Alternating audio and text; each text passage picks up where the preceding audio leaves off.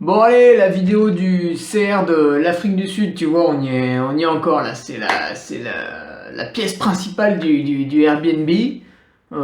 Pourquoi l'Afrique du Sud? Bah ça coûte rien, enfin ça coûte rien, ça coûte forcément, mais le voyage en avion c'était 500 boules, une nuit dans un studio d'environ 30 mètres carrés c'est 28 boules, tu le partages à deux, voilà, c'est vite fait. La nourriture, pour manger, qui plus est de manière saine, ici, bah, tu divises par deux par rapport à la France, donc voilà, c'est cool. En plus, c'est beau, j'ai mis 2 3 photos sur les réseaux sociaux exprès pour aguicher un peu le kidam. Hein, voilà. Bon, c'est sûr, quand t'es en haut d'une montagne, qu'il y a l'océan, bon, forcément, c'est joli, c'est logique, c'est facile à comprendre.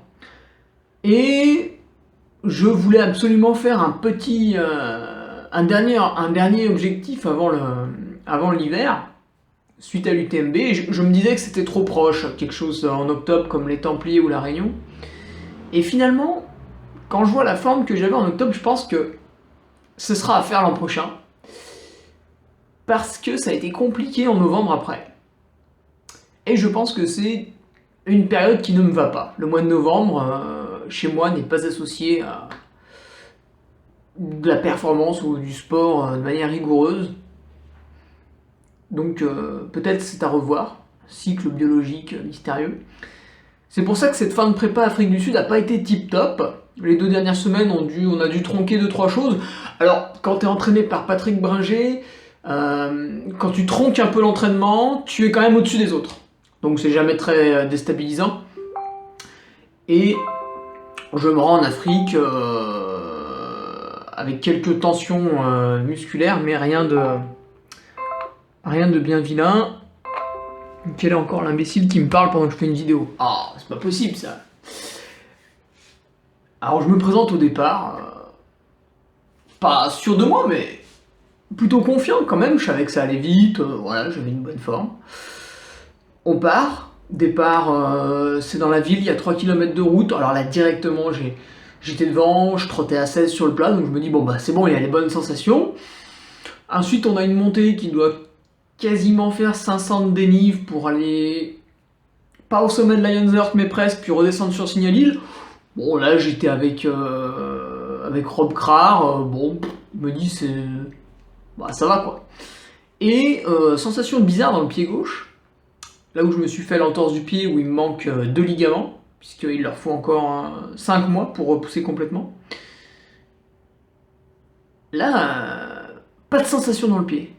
Et en fait je l'avais strappé la veille, mais je l'ai strappé moi parce que j'ai pas pu trouver un kiné en temps et en heure. Et bah, j'avais dû trop serrer. Donc je m'arrête, j'enlève le strap. Donc bon, bah là, les mecs me doublent. Alors pour la petite histoire, le vainqueur m'a doublé. Donc j'étais en train d'enlever ma chaussure au bout de 8 km au bord du chemin et d'enlever le strap autour du pied. Puis bon, il est passé. Et je repars. Bon là, je sais pas où je devais être dans les 10. Petite descente du truc. Et là, tout de suite, il y avait quelques QTO. Je dis, ah putain, c'est la merde. Donc forcément, je perds du temps parce que il faut savoir que mon pied gauche ne peut se poser qu'à plat, vu qu'il n'y a pas de ligament. Si tu le poses un peu tordu, tout de suite il bascule. Et là c'est l'entorse, c'est le machin, c'est le bordel. Donc il faut le poser à plat. C'est voilà, pendant 100 km, il faut que je pense qu'à un truc, c'est mettre le pied gauche à plat. C'est pas tordu, à plat. Chaque pas à plat. Donc ça demande beaucoup de concentration. Donc je me disais c'est bien parce que le parcours est roulant. Et on arrive au kilomètre 20, donc effectivement jusqu'au kilomètre 20 ça va. Bon, il y a 2 3 cailloux sur le chemin, mais quand même faut pas exagérer, ça va. Et là on attaque la montée à Table Mountain. Donc si tu veux, c'est une des 7 merveilles du monde. Donc c'est ce qui fait aussi que la course a une petite saveur. Hein, tu vois, on n'est pas au milieu de je sais pas combien de gens de nuit par moins 5 degrés autour de la Saint-Élion par exemple. Non, là voilà, on monte sur Table Mountain, il fait 25 degrés, il y a du soleil, il y a 2 océans, voilà, c'est magnifique. Et on monte. Déjà, ça m'a fait tiquer, c'était que des marches. Mais pas des marches, tu vois, des marches à l'africaine. C'est-à-dire, il y en a une qui fait 10 cm, puis une qui en fait 30. Voilà. Il y en a qui sont en pierre, ça dépasse pas. Bon. Donc je monte le bordel un peu comme je peux, parce que je suis petit et j'ai une difficulté de progression dans les escaliers. J'aime pas trop ça. On arrive au sommet. Bon, là, c'était sympa, il y avait un joueur de cornemuse, donc je me suis dit, tiens, c'est cool, on est revenu au Moyen-Âge. Et donc j'attendais, tu vois, qu'il y en ait un qui arrive sur son canasson avec une lance. Et au sommet, tout de suite sur le plateau, je vois que c'est truffé de pierre. Je me dis, ah, ça pue. À plat, ça allait. Encore que j'ai posé le pied un tout petit peu comme il fallait par moment, ça l'a légèrement vrillé. Là, vu que j'étais tout frais, j'ai sauté d'un coup. Là, ça va, le bordel ne s'est pas trop tordu, mais déjà, ça m'a mis un bon éclair. Je me suis dit, Hugo, premier et dernier avertissement, attention. Donc tout le plateau, ça a dû durer 4 bornes, jusqu'au ravito du kilomètre 32. Là, j'étais à l'arrêt. Donc on aurait dit un handicapé qui essaye de se lever de son fauteuil et de marcher, voilà, c'est à peu près pareil, sauf que là j'étais dans la forêt et on était sur une course sur le tour, donc il y a des gens qui me doublaient, forcément. C'est à ce moment-là que Mimi est passé. Bon, j'arrive au kilomètre 32, je fais bon, bah finalement c'est pas si roulant que ça le bordel. Là, pour faire une performance, il faut à minima que le reste soit ultra clean. Kilomètre 32, on passe le ravito. Et, alléluia, ils avaient bétonné une piste sur 2 mètres de large pour descendre. Ah, je me dis, magnifique, Seigneur, merci, allez, j'envoie la sauce. Ça n'a pas traîné, il y avait un petit groupe qui devait être 2 minutes devant moi. Bon, 2 bornes après, j'étais rentré. Et donc ils étaient 3, il y avait juste Mimi qui s'était barré. Donc je me dis, bon, bah c'est bon, je réintègre à peu près les 15, ça va, c'est cool. Et manque de bol, pour terminer la descente, ils nous ont fait couper la piste par un single track avec des marches. Donc là, bah, forcément, vu que je posais pas très bien le pied, ils sont tous repassés. Donc j'avais les boules, je m'énerve, j'arrive en bas de la descente, c'est le kilomètre 37, je sais plus, 37 par là.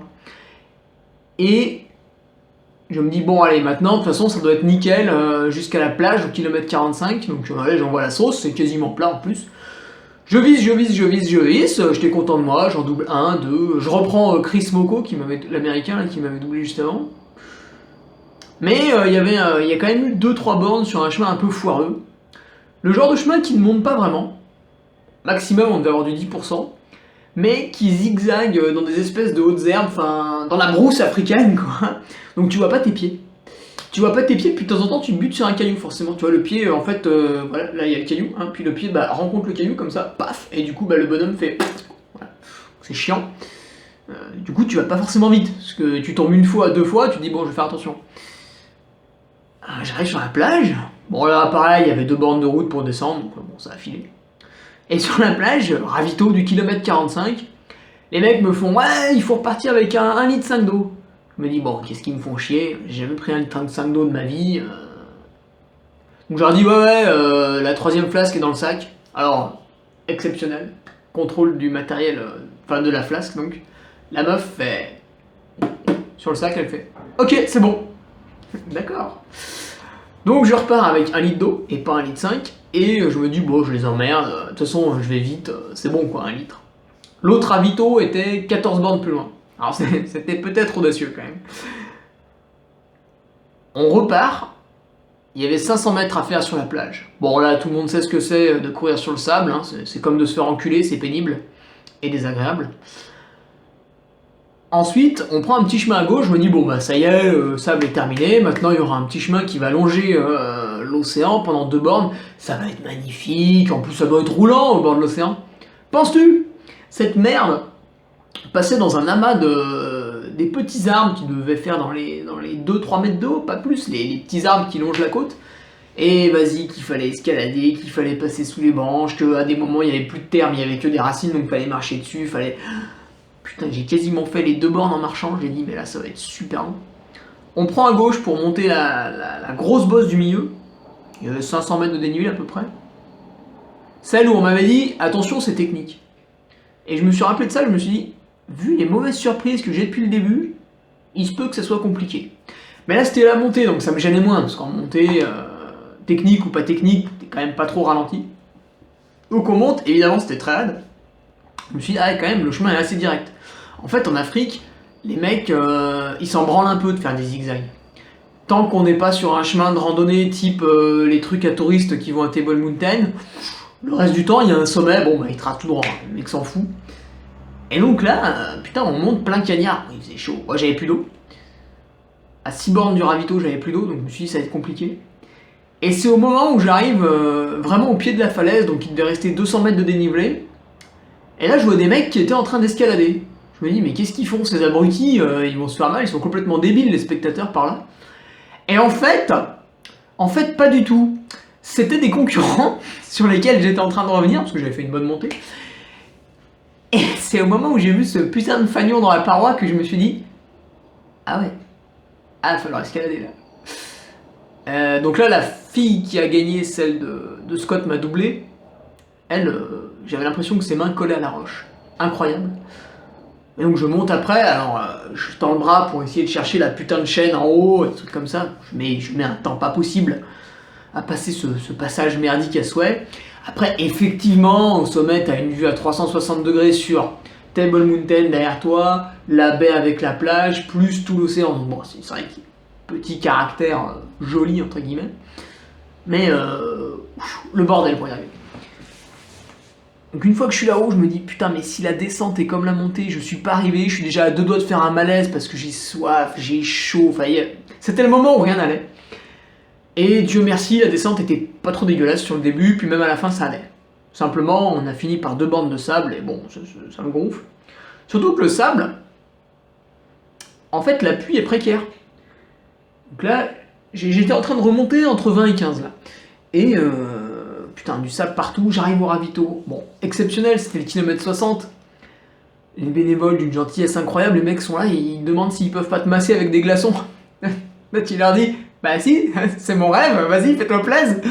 Et donc, tu repars avec des jambes super fraîches, ils te mettent des petits glaçons dans le dos, bah vraiment, génial, t'es comme un coq en pâte au ravito. Ah, ça donnait envie de rester. Il y avait une petite soupe tomate fraîche, très, très savoureux. Bon, je repars, et là c'est le passage vraiment long, qui va t'amener du kilomètre 60 à 75, où t'as déjà 5-6 bandes de plat à travers la ville. Bon, faut rentrer à un moment donné. Après, t'es aussi un peu en forêt, mais bon, c'est léger. Là, c'est des kilomètres de piste, donc c'est là où je suis remonté 11ème. Puisque là, je pouvais courir normalement, donc c'est bon, j'ai pu remonter. Et quand on arrive au kilomètre 76, à Alphen Trail, donc là, bon, il y avait eu 15 bornes. Depuis le kilomètre 60 jusqu'à 75, là, c'est vraiment clean, il y a moyen de courir. C'était un peu chantier avant, quand même. Et je me dis, bon, bah, Alphen Trail, il reste une belle montée, on redescend à University Colorado, et après, il reste la dernière bosse. Problème, entre Alphen Trail et University, il y a 12 ou 13 bornes.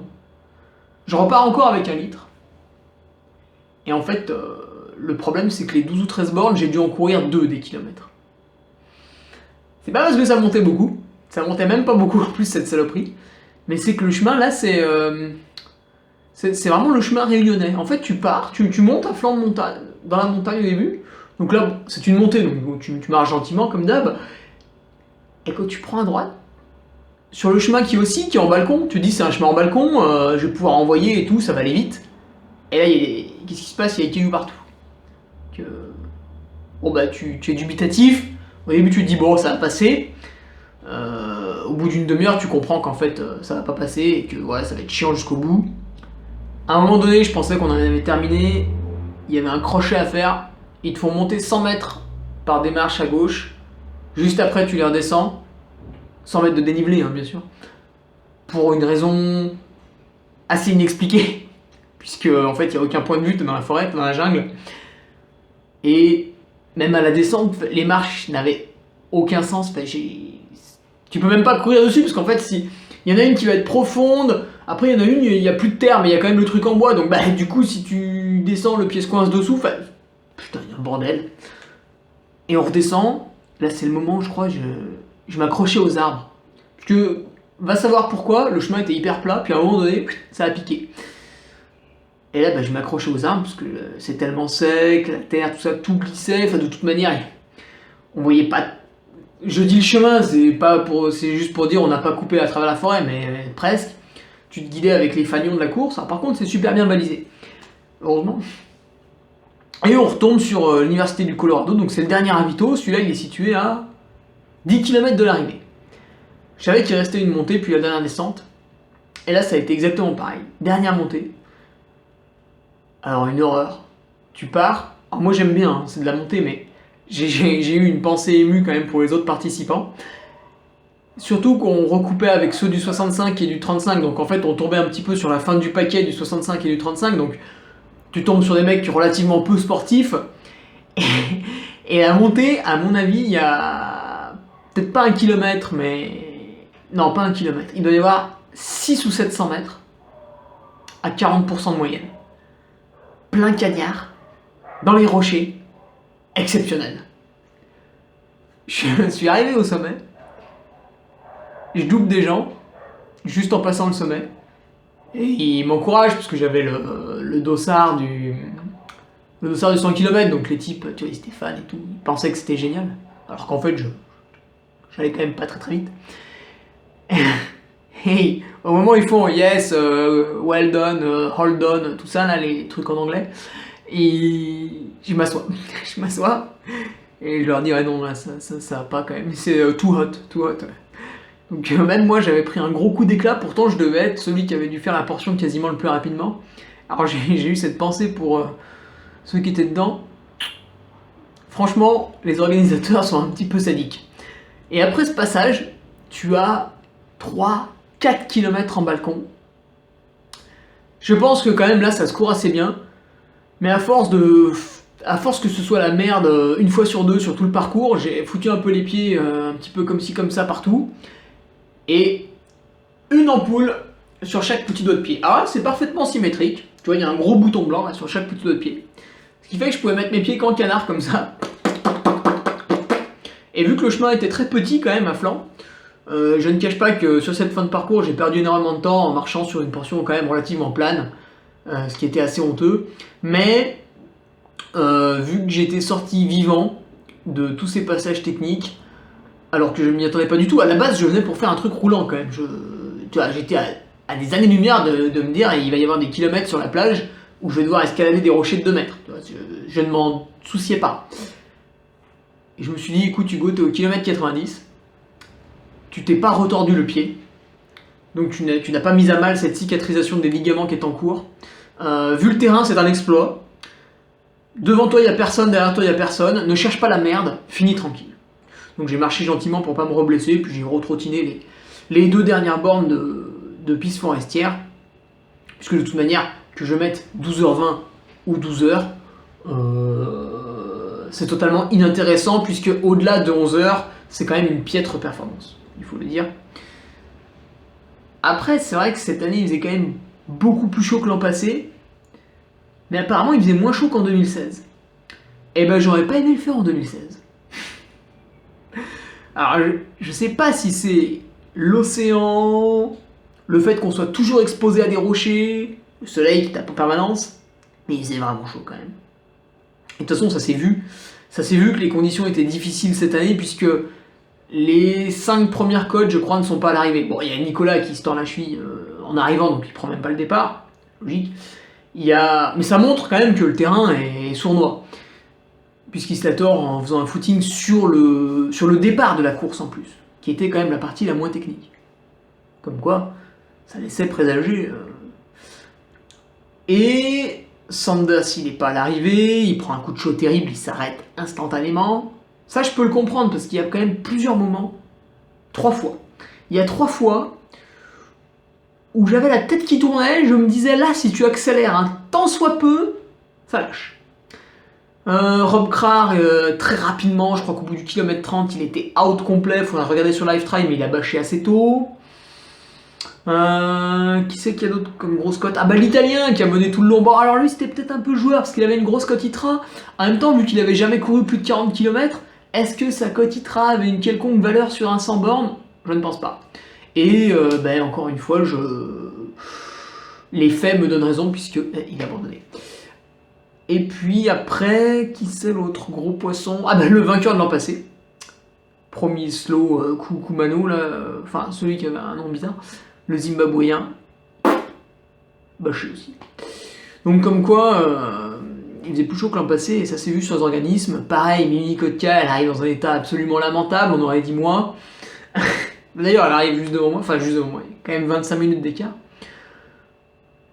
Mais elle était encore en tête jusqu'au kilomètre 60, et c'est après que c'est à partir du kilomètre vraiment 45-50 que c'est devenu difficile pour tout le monde, je pense.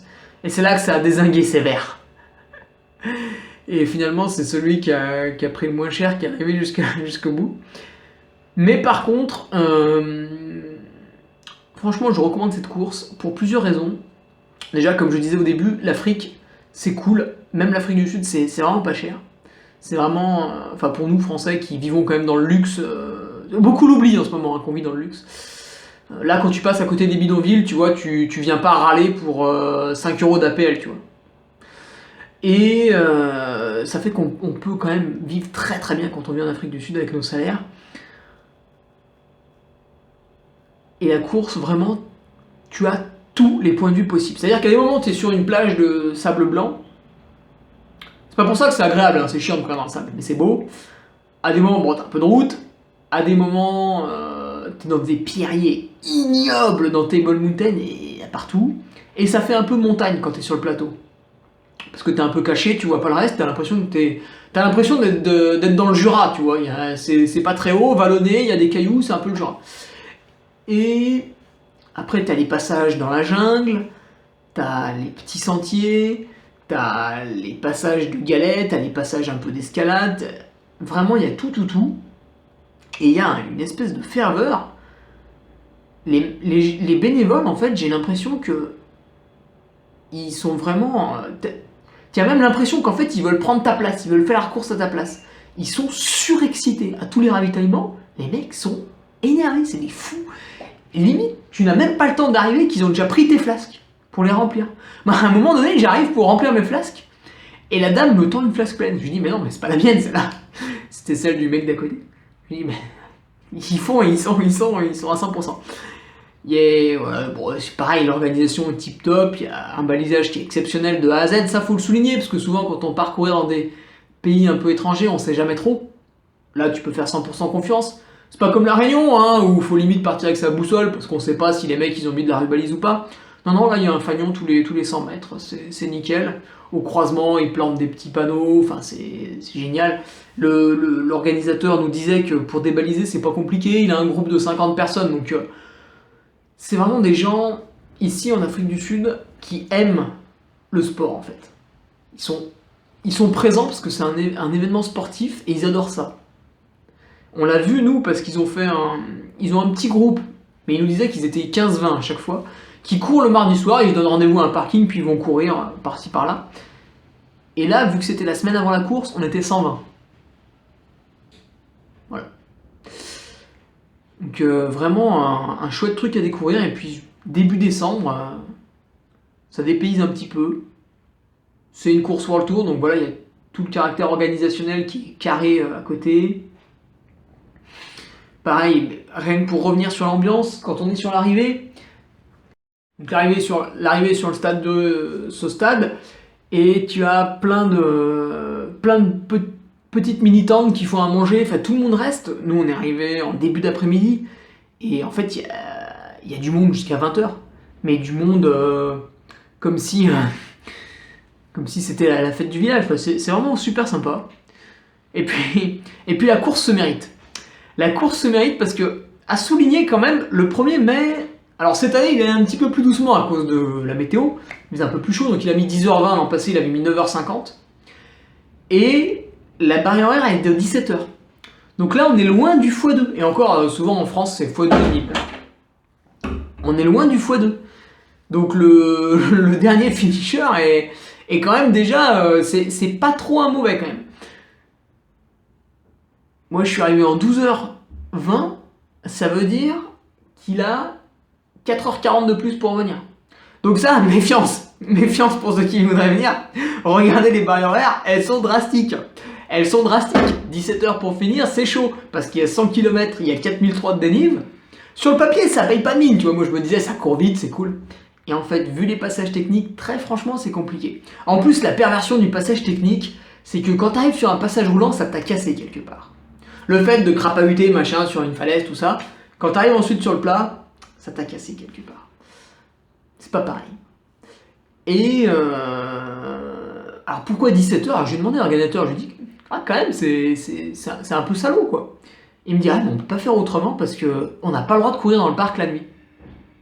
puisque tu penses bien que ça c'est un parc, je sais pas, national ou je sais pas quoi, ou mondial, enfin j'en sais rien, je m'en fous, mais voilà, autour de Table Mountain, on fait pas n'importe quoi, et donc interdit d'y courir la nuit, c'est pour ça qu'il y a une dernière barrière horaire quand vraiment tu sors du parc à 19h, et puis 21h à l'arrivée après.